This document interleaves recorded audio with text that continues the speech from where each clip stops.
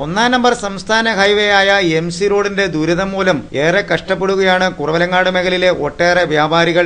Kuravilangad panchayat stand കേന്ദ്രീകരിച്ച് വ്യാപാരം നടത്തുന്നവരാണ് ഏറെയും ബുദ്ധിമുട്ടുന്നത്.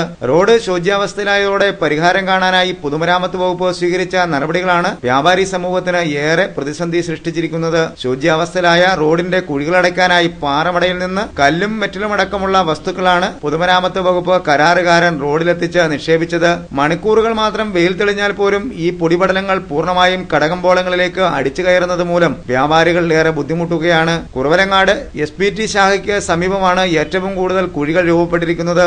ഇവിടെ കുഴികളടയ്ക്കാൻ വേണ്ടി ലോഡ് കണക്കിന് മക്കും കല്ലുമാണ് പൊതുമരാമത്ത് വകുപ്പിന്റെ കരാറുകാരൻ കഴിഞ്ഞ ദിവസങ്ങളിലായി പലവട്ടം നിക്ഷേപിച്ചത്.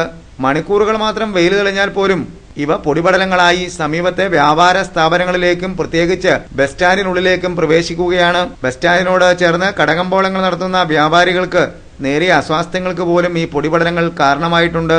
പാറമടയിൽ നിന്നെത്തിക്കുന്ന പാറപ്പൊടിയാണ് പ്രധാനമായും കുഴികളിൽ നിക്ഷേപിച്ചിരിക്കുന്നത് എന്നുള്ളതിനാൽ തന്നെ അസ്വാസ്ഥ്യങ്ങളും അലർജിയും ഉണ്ടാകാനുള്ള സാധ്യത ഏറെ കൂടുതലാണ്.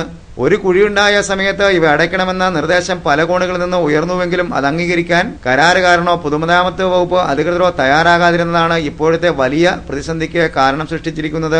അധികൃതരുടെ അനാസ്ഥയ്ക്കെതിരെ ജനകീയ പ്രതിഷേധവും ഒട്ടേറെ വേറിട്ട സമരപരിപാടികളും MC റോഡിലടക്കം നടന്നുവെങ്കിലും ഇതൊന്നും കാണാൻ അധികൃതർ കൂട്ടാക്കുന്നില്ല. റോഡ് നന്നാക്കാൻ എന്ന പേരിൽ പ്രതീകാത്മക സൃഷ്ടിക്കാൻ എന്ന പേരിൽ റോഡ് റോളറുകളിലൊരെണ്ണം വഴിയോരത്ത് സ്ഥാപിച്ചിരിക്കുന്നതാണ് ഇപ്പോൾ ബാക്കിയായുള്ളത്.